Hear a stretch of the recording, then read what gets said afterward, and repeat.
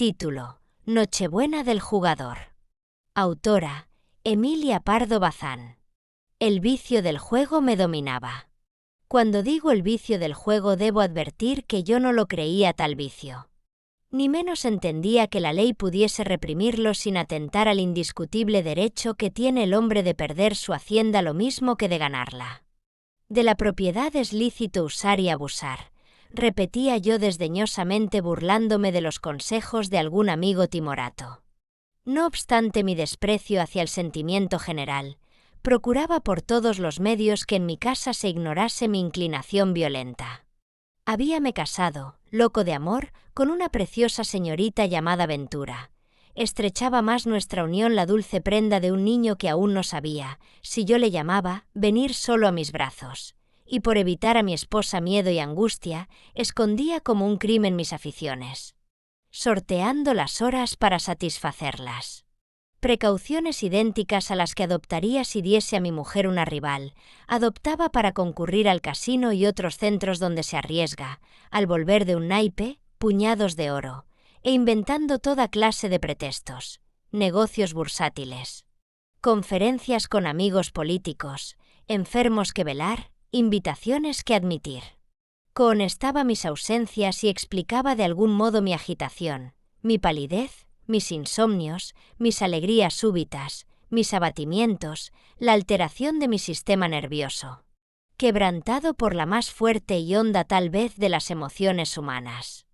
Hacía tiempo que no poseía sino lo que el juego me granjeaba. Dueño de un mediano caudal, había ido enajenando mis fincas para cubrir pérdidas. Vino después una larga temporada de prosperidad, pero invertí las ganancias en valores fáciles de negociar, que ya mermaban recientes descalabros. Nada de esto notaba mi Ventura, porque a semejanza de casi todas las mujeres, recibía de manos de su esposo el dinero sin preguntar su origen. Segura de mi cariño, pasiva y feliz en su hogar, ni se le ocurría ni quizá deseaba conocer el estado de nuestros intereses. En las ocasiones felices, yo le traía ricas alhajas y le compraba lindos trajes. En los momentos de estrechez, una indicación mía bastaba para que ella redujese el gasto y aplazase los pagos, con instintiva complicidad. Pero si mi esposa no me causaba inquietud y el desorientarla me parecía facilísimo, otra persona de la familia me inspiraba indefinible recelo. Era esta persona el hermano mayor de Ventura, mi cuñado Bernardo, hombre de entendimiento vivo y sagaz, de fogosa condición, a quien penas ignoradas, quizá dolorosos desengaños, impulsaron a abrazar el estado eclesiástico. Bernardo ejercía su ministerio con un celo abrasador, con sed de sacrificio que le consumía, demacrando su cuerpo y encendiendo en sus azules ojos perpetua llama. Los tales ojos, al fijarse en mí, mostraban vislumbres de desconfianza y severidad. Indudablemente, el santo altruista, consagrado a hacer el bien, olfateaba en mí la egoísta y desenfrenada pasión que teñía de un círculo de oscuro livor mis párpados y hacía temblar febrilmente mi mano cuando estrechaba la suya.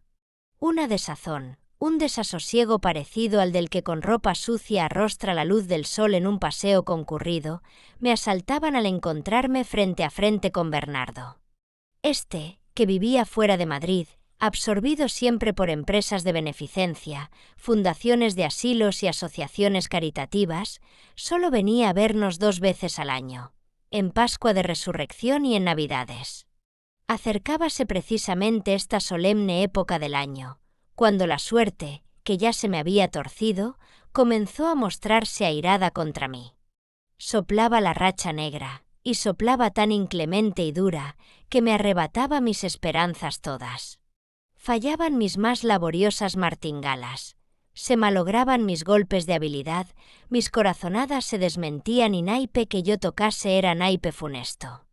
Encarnizado en el desquite, me precipitaba con cierta cólera, obstinándome en despeñarme, agotando mis recursos, desafiando al porvenir. La intuición de que se me venía encima la catástrofe redoblaba mi desesperada energía. Debiendo ya sobre mi palabra crecida suma, busqué un prestamista el más usurero, el más infame, y sin vacilar como quien cierra los ojos y se arroja a una sima, me abandoné a sus uñas, firmando cuanto quiso, comprometiendo mi honor a cambio de la inmediata posesión de la cantidad que necesitaba para saldar mi deuda en el casino y tentar el golpe supremo. Estaba determinado a que no luciese para mí el día de confesarle a Ventura que nos aguardaba la miseria y la afrenta. Además, cierto que a veces se me ocurría decirle: figúrate que yo era un negociante, he quebrado, es preciso resignarse y trabajar. Pero inmediatamente comprendía la imposibilidad, el absurdo de calificar de quiebra los resultados de mi desorden. Si caía a los pies de mi mujer revelando la verdad, tendría que implorar perdón, como cumple al que faltó a sus deberes. Antes morir, y morir me parecía la solución única del pavoroso conflicto. En aquellos instantes veía tan claro como la luz que la muerte era precisa y natural consecuencia de mi modo de entender la vida, y el derecho de jugar, hermano del de suicidarse. Ambos se reducían a uno solo: usar y abusar. Y morir sin miedo. Con estos pensamientos volví a mi casa la tarde del día 24 de diciembre, llevando en el bolsillo la cantidad obtenida del usurero. No bien entré en la antesala, sentía que me abrazaban a un tiempo por el cuello y por las piernas. El primer abrazo era el de la mujer amante, que unía su rostro al mío con arrebato mimoso. El segundo, ¿quién puede abrazar por más abajo de la rodilla sino el nene, el muñeco que se ensaya en romper a andar y aún necesita agarrarse a algo para no caer de bruces? Sentí que el corazón se me hendía, sentí que me acudían lágrimas a los ojos, y apartándome bruscamente por disimulo, exclamé: «Ha llegado Bernardo», respondió Ventura sorprendida de mi sequedad. «Tío Nado», repitió mi pequeño, que acompañó esta gracia con una risa estrepitosa. «Pues toma», dije entregando a mi mujer un puñado de billetes, «prepara una cena, pero una cena de verdad, como me gustan, y ahora déjame, hijita, déjame un poco. Quiero reposar, me duele la cabeza, y de aquí a la noche espero mejorarme para charlar con Bernardo». Ventura obedeció y yo me encerré a escribir una especie de testamento y despedida. Mis dientes castañeteaban.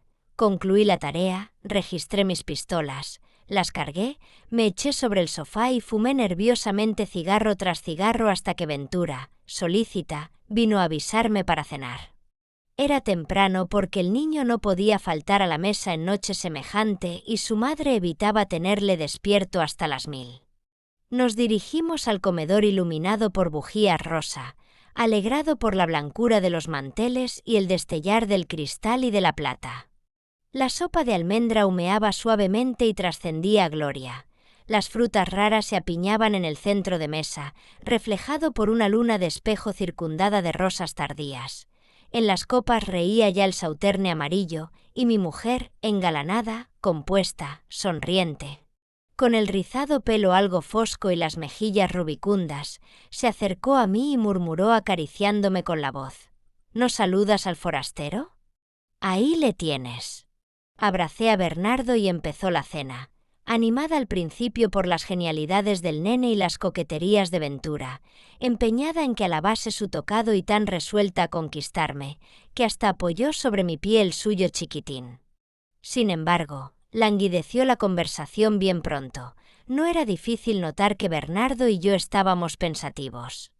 A las preguntas inquietas de mi esposa respondía alegando cansancio y jaqueca, pero Bernardo, el de las chispeantes pupilas azules, declaró categóricamente: «Tu marido tendrá lo que guste, y no querrá enterarnos de por qué parece un reo a quien le acaban de leer la sentencia ahora mismo.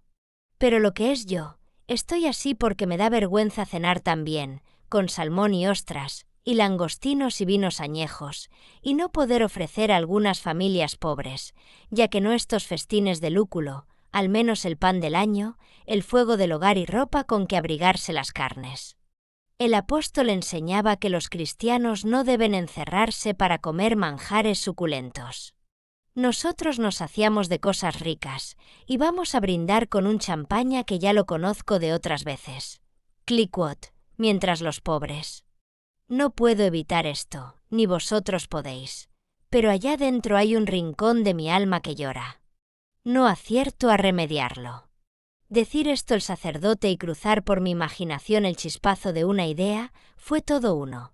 Ni dio tiempo a la reflexión ni a que yo calculase el efecto que en Bernardo iban a producir mis palabras. Me levanté, llené una copa del champaña, que frío como nieve ya lucía en la jarra de cristal tallado, y la tendí a Bernardo, exclamando de un modo significativo: «Pues brinda o reza, para que se logre un plan que tengo yo. Si se logra, asegurarás el pan a algunas familias». Bernardo echó mano a su copa, y antes de alzarla, fijó en mí las fascinadoras pupilas. A mi parecer, me registraba el cerebro, me veía la conciencia y me leía como se lee un abierto libro. De pronto, con súbita decisión tendió la copa, la acercó a la mía, las chocó y pronunció majestuosamente: «Brindo ahora. Rezaré después. Deseo que se logre tu plan, pero una vez sola, ¿entiendes? Una sola». Consideré sellado el pacto.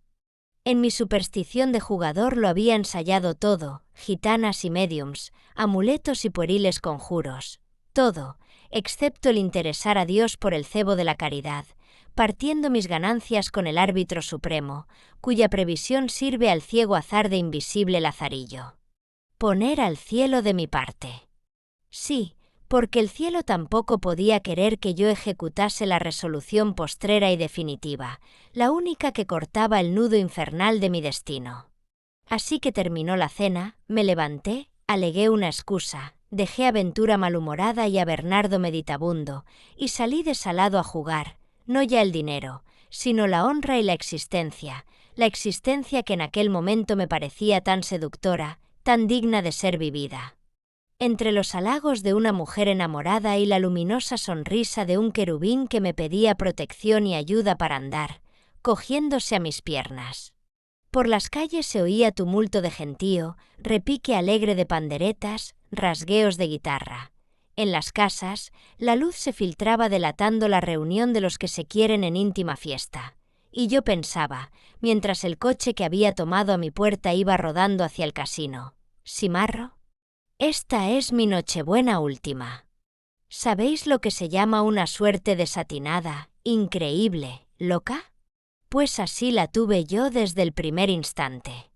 Sobraban horas para jugar, y estaban allí los puntos fuertes, los de repleta cartera y crédito firme.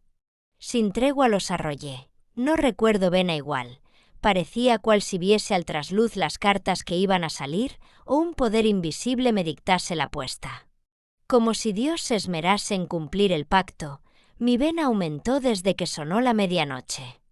Al regresar a mi domicilio, entré en el cuarto de Bernardo. El cura estaba despierto, me esperaba sin duda. «Acuéstate», le dije, «y duerme bien, que mañana tendrás con qué dar a esas familias pobres el pan del año». Vi en el expresivo rostro del sacerdote indicios de perplejidad y zozobra. Comprendía perfectamente el origen del dinero que yo venía a ofrecerle en cumplimiento del trato y su conciencia batallaba con su pasión de hacer bien, de consolar penas, de enjugar lágrimas. Débil, por fin, vencido del deseo, sacudido por una trepidación interior que le enronqueció la voz, siempre sonora, me cogió las manos entre las suyas y murmuró: «Acepto. Venga. Solo que acuérdate. La condición, hoy ha sido la última vez. Palabra de honor», respondí adelantándome a su ruego. No sé si me creeréis, pero no he jugado más desde aquella Nochebuena.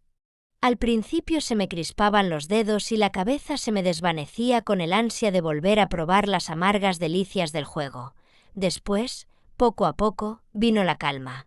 El olvido, nunca. Negocié. Labré una fortuna y aprendí que puedo usar de ella, pero no abusar. Sé que soy depositario. El dueño está arriba. Fin. Gracias por escuchar este audiolibro.